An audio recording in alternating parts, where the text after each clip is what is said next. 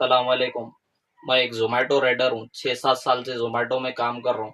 कल बारिश की वजह से पानी में मेरी गाड़ी बह के चले गए। मैं ईदी बाजार संतोष नगर में रहता हूँ। जिललगुड़ा टीकेआर कमान से पहले नाला है, सिरीस रोड का, वहाँ नाले में मेरी गाड़ी डूब गई। कुछ पूरा पानी लेवल था, दिखा समझ में नहीं आया। वो गाड़ी पूरा कुछ लगे हुआ भी नहीं था, उधर मार किए वो पूरी गाड़ी डूब गई। पूरा गाड़ी मेरी खराब हो गई। फोन भी मेरा 20,000 का फोन था, फोन चले गया। 1,40,000 की गाड़ी थी मेरी, एसपी शाइन नई गाड़ी। फाइनेंस मंथली भरना है मेरे को। बहुत प्रॉब्लम हुआ थी मेरे को, कुछ जरिया नहीं है। मैं यही काम करता हूँ।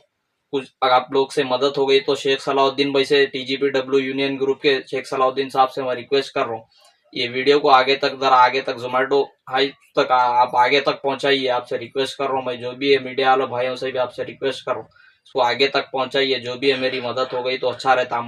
हालांकि मैं मैरिड हूँ मैं, एक बच्चा भी है मेरे को। तो ये आगे तक जो भी मदद हो गई मेरी, कुछ अच्छा रहता। डायरेक्ट जोमेटो तक पहुंचाइए, आगे तक हाई लेवल तक पहुंचाइए।